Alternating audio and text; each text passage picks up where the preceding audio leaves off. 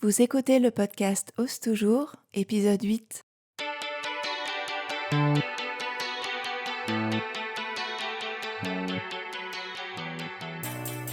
Je suis Monty, la fondatrice des patrons Ose Patterns. Dans cet épisode, je vous raconte comment la couture m'a donné plus confiance en moi et comment elle m'a aidé à oser des actions de plus en plus intimidantes. Je vous raconterai mon cheminement et les petits pas qui ont mené à la création d'Ose Patterns. Je vous souhaite une bonne écoute.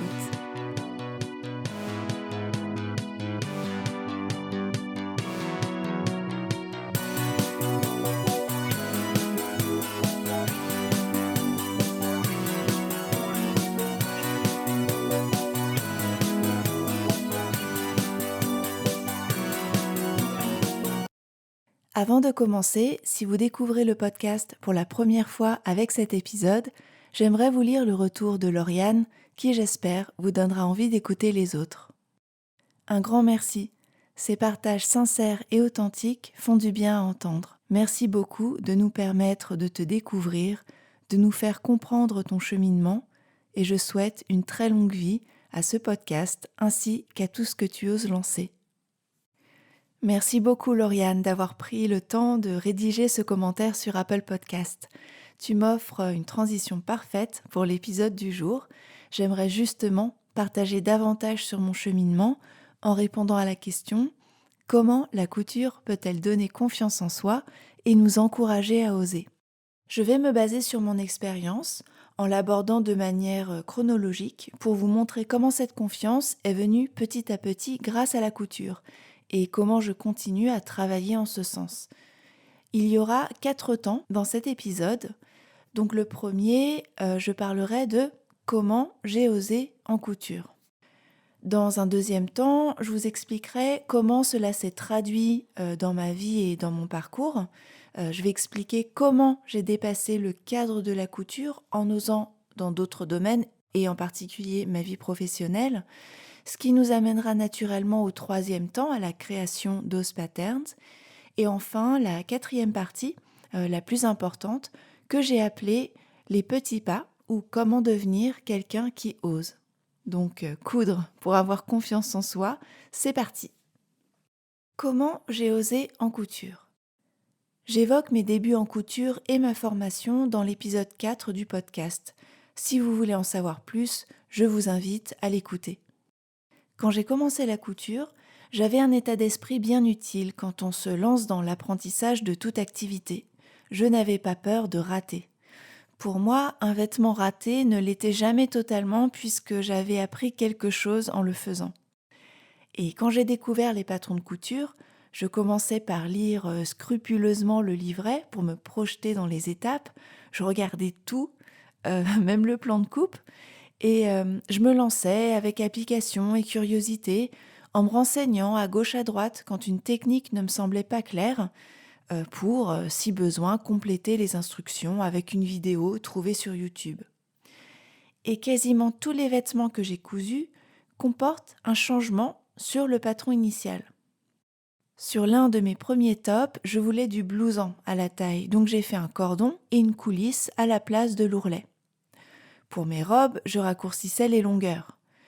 J'ai ajouté une martingale à un manteau qui n'en prévoyait pas. Et ce n'était pas très compliqué, c'est juste une bande rectangulaire dans le dos, prise dans les coutures de côté. Et sur un trench coat, j'ai changé la forme des poches et fait des boutonnières passepoilées. Souvent, avec le patron tel qu'il était proposé, je me sentais globalement bien accompagnée.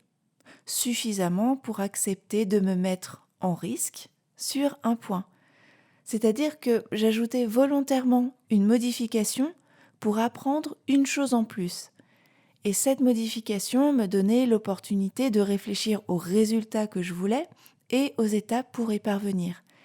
Et cette façon de faire, c'est-à-dire oser faire un changement par rapport au patron initial, était une bonne forme d'entraînement pour moi. Alors attention, si vous ne vous sentez pas en confiance pour tenter des modifications, ce n'est pas grave du tout. Rien qu'en suivant le patron, vous apprendrez déjà des tonnes de techniques. Et dans tous les patrons Ose Patterns, j'explique bien les étapes, pas à pas, dans les livrets d'accompagnement et dans les vidéos tutos que je réalise. Et sans rien modifier du tout, et si vous vous en tenez aux étapes proposées et à toutes les astuces que je partage, vous réussirez. Mais dans le cas où vous souhaitez expérimenter et oser en couture, voici quelques suggestions. Vous pouvez oser adapter le vêtement à votre corps. Rallonger, raccourcir les longueurs, relier vos tailles quand vous êtes sur plusieurs tailles et faire une toile pour valider vos modifications. Vous pouvez faire d'autres modifications aussi adaptées à votre morphologie en vous renseignant sur Internet, en regardant des tutos. J'aimerais apporter une précision ici. Réaliser ses propres vêtements donne confiance en soi car cela permet de s'approprier ou de se réapproprier son corps, de l'accepter. Créer ses vêtements nous fait gagner en amour de soi. Et je parle plus longuement de cet aspect dans l'épisode 2, Pourquoi coudre soi-même ses vêtements. Pour expérimenter en couture, vous pouvez aussi apporter votre propre touche. Oser changer certains éléments sur le style du vêtement. Par exemple, ça va être modifier la forme d'une encolure ou ajouter un volant, des poches, des plis à un patron qui n'en prévoit pas.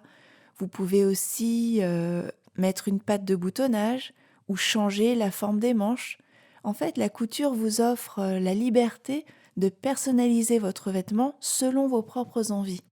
En anglais, ça s'appelle le pattern hacking. L'idée, c'est de partir d'un patron que vous avez déjà, de faire quelques modifications pour arriver à créer votre inspiration. Sur Artesane, je propose précisément des cours sur ce sujet. Je vous enseigne une méthode, un ordre dans lequel procéder pour réaliser vos modifications. Je vous montre pas à pas comment on s'y prend, comment on trace les modifications sur le papier et comment on choisit les finitions associées. Et s'il y a une difficulté au niveau du montage, je l'anticipe en vous montrant comment faire à la machine à coudre. Dans ma conception, le patron, c'est une base à partir de laquelle vous pouvez vous amuser pour créer des vêtements uniques. Et c'est pour cela que cette offre de cours est importante à mes yeux et qu'elle s'inscrit totalement dans la logique d'oser. C'est, en somme, oser personnaliser un vêtement pour coudre un vêtement qui ne ressemble qu'à vous. Mes cours s'intitulent « Les ajustements stylistiques », je vous mettrai le lien dans les notes de l'épisode. Ce que vous pouvez faire aussi pour oser en couture, c'est oser des tissus que vous n'avez pas l'habitude de travailler. Des tissus fluides, transparents et même du cuir, pourquoi pas. Vous pouvez aussi oser des finitions différentes, ajouter une doublure, faire des coutures anglaises, un ourlet mouchoir, un passepoil, un biais apparent, une surpiqûre dans une couleur contrastante. Vous pouvez aussi vous fixer une attention particulière quand vous cousez. Osez prendre votre temps pour vous concentrer sur les finitions. Osez faire plusieurs versions pour améliorer le bien-aller du vêtement sur votre corps. C'est aussi oser accepter que vous êtes en train d'apprendre et porter un regard encourageant sur vos créations, même quand elles ne vous semblent pas parfaitement réalisées. Avez-vous remarqué comme nous, les couturiers et couturières, très souvent, nous pointons les choses qui ne vont pas quand on montre nos créations à d'autres personnes? Et donc, ma question pour vous est la suivante. Qu'allez-vous oser sur votre prochain projet couture? En osant faire des petites modifications sur chacun de vos projets, que le résultat soit à la hauteur de vos attentes ou non, vous vous entraînez à oser. Maintenant, je reviens sur mon vécu. Comment ces petites modifications faites sur mes projets couture ont-elles eu un impact dans ma vie professionnelle? Comment cela s'est traduit dans mon parcours? Avec ces petites modifications, je me suis prouvé à moi-même que j'étais capable d'oser me lancer et d'aller jusqu'au bout d'une intention. Ces expérimentations couture ont été mon terrain d'entraînement, comme si le courage était un muscle et que la couture m'avait aidé à le développer. Mon raisonnement était le suivant. Si je suis capable d'oser en couture, alors je suis capable d'oser dans d'autres domaines de ma vie, et en particulier dans ma vie professionnelle, que je remettais de plus en plus en question. Et c'est par ce mécanisme précisément que j'ai gagné en confiance, que j'ai commencé à croire de plus en plus en mes capacités. J'y suis allée progressivement, à petits pas. D'abord, j'ai osé m'inscrire au cours à la mairie de Paris, Je savais qu'il y avait peu de place, qu'il y avait un test d'entrée, mais j'y suis allée quand même. J'ai osé ouvrir un blog et un compte Instagram pour documenter mes progrès. J'ai osé rêver d'un autre avenir professionnel. J'ai osé envoyer ma candidature dans des écoles de mode et dans des maisons. Et j'ai osé poser ma démission pour consacrer 2 années de ma vie à apprendre un nouveau métier, la trentaine passée, avec tout ce que cela implique de questionnement sur ma vie de famille et ma situation financière. Et à chaque fois que j'ai osé, les petites actions comme les grandes, j'ai rempli mon réservoir de courage, de force, de confiance en moi pour oser une action qui me semblait encore plus inaccessible. Maintenant, ma question pour vous est la suivante. Dans la vraie vie, quelle pourrait être votre prochaine action pour apprendre à oser ? Et cela n'a pas besoin d'être radical, je vous le rassure, ça n'a pas besoin d'être incroyable. Par exemple, cela pourrait être de mettre du rouge à lèvres. Alors peut-être que ça vous semble ridicule, mais je n'osais pas. Ça peut être mettre des boucles d'oreilles que vous aimez mais que vous n'osez pas trop car elles sont trop voyantes. Ça peut être de partager une vidéo sur Instagram ou parler face caméra. Ça peut être demander quelque chose à quelqu'un. J'en parle dans l'épisode 6, Oser demander.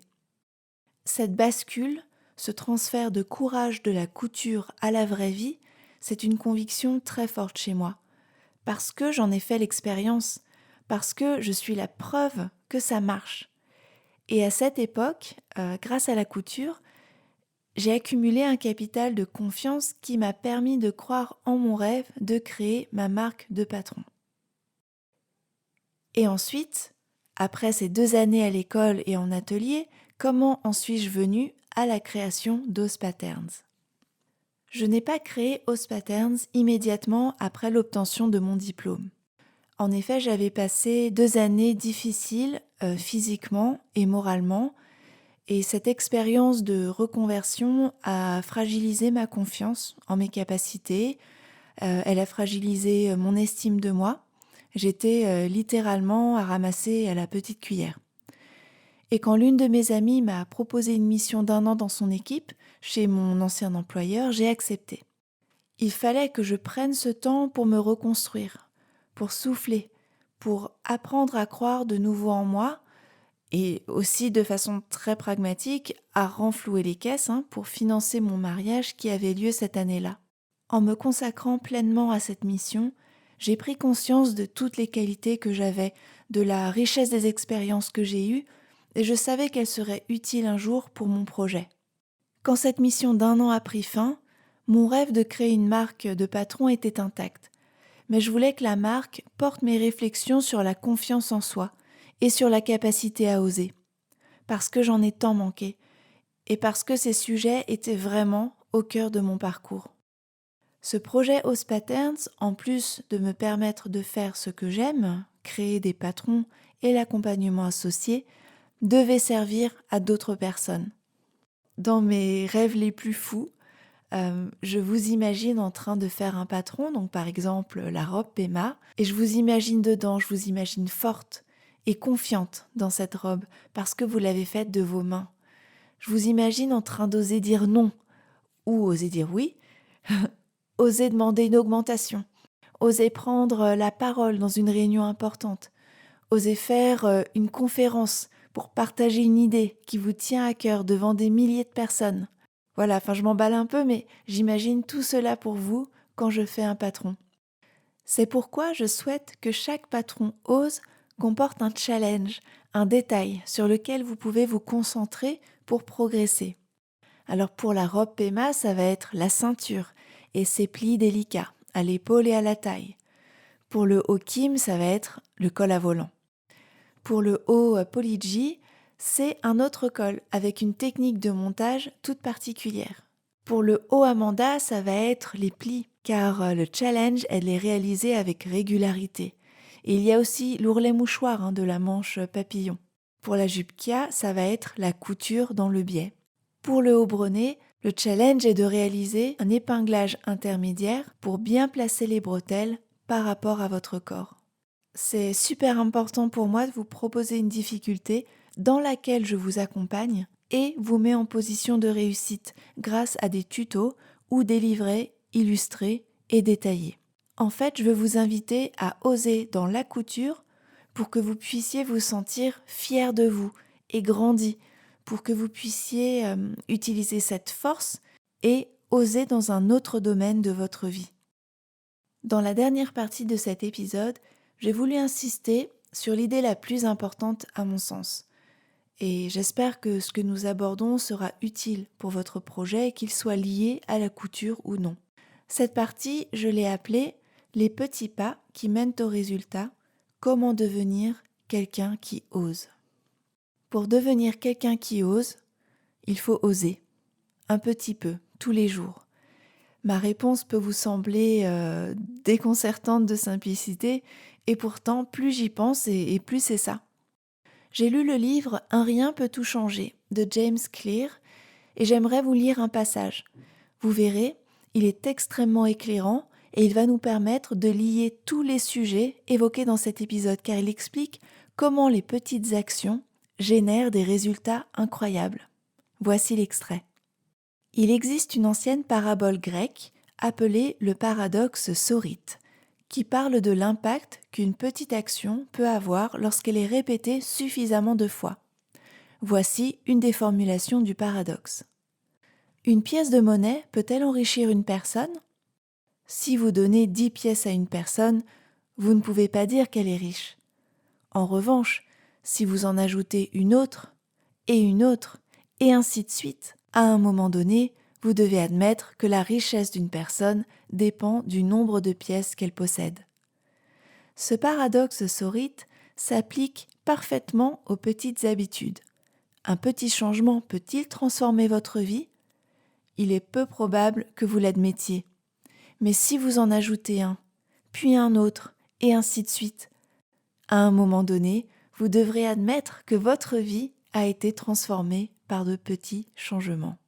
Au début, de petites améliorations peuvent sembler dénuées de sens, tout comme une pièce de monnaie ne vous rendra pas riche. Cependant, au fur et à mesure que vous accumulez d'infimes changements, les choses commencent à bouger. Chaque amélioration équivaut à ajouter un grain de sable sur le côté positif de la balance, faisant basculer lentement les choses en votre faveur. Ce mécanisme est totalement transposable à notre sujet, la capacité à oser, à devenir quelqu'un qui ose. Oser modifier la profondeur d'une encolure ou oser ajouter une poche plaquée peut sembler insignifiant. Mais ce qui est intéressant, c'est ce qui se passe quand on ose plusieurs fois, des centaines de fois, des milliers de fois. On devient dès lors quelqu'un qui ose dans la couture d'abord, puis par extension dans tous les domaines et pas uniquement en couture. Nous arrivons au bout de l'épisode et comme il est plus long que les autres, j'aimerais mettre l'accent sur 2 idées clés. 1. La couture est un super terrain de jeu pour oser expérimenter des techniques.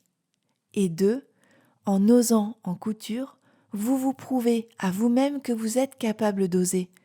Oser dans la vraie vie, ce n'est que le prolongement de ce que vous faites déjà devant votre machine à coudre. La confiance en soi, c'est une confiance en ses capacités. Pour avoir ces capacités, il faut s'entraîner, répéter. Et on s'entraîne en faisant par nous-mêmes des réalisations concrètes. Et ces réalisations concrètes, elles sont l'illustration de nos capacités à l'œuvre. Elles sont les preuves qu'on y arrive, qu'on progresse. Il faut faire pour se faire confiance. Sous le logo Ospatterns, il est écrit en français « Entre vos mains » ou en anglais « Make your own magic ». J'ai choisi ces mots car pour moi la clé, elle est littéralement entre vos mains. La clé, c'est de faire de vos mains pour vous prouver à vous-même que vous êtes fort ou forte, capable, puissante et que vous pouvez vous faire confiance et oser. Merci beaucoup d'avoir écouté ce 8e épisode. S'il vous a plu, n'hésitez pas à vous abonner et à lui donner 5 étoiles sur votre application de podcast ou un like sur YouTube. Cela aidera d'autres personnes à le trouver plus facilement et cela me donnera des ailes pour enregistrer les suivants. Si le cœur vous en dit, je vous invite à poursuivre cet échange sur Instagram, @ose-patterns. J'espère qu'avec Ose Patterns, vous allez vous surprendre et découvrir des talents que vous ne soupçonniez pas et qui dépassent le cadre de la couture. Et si vous osiez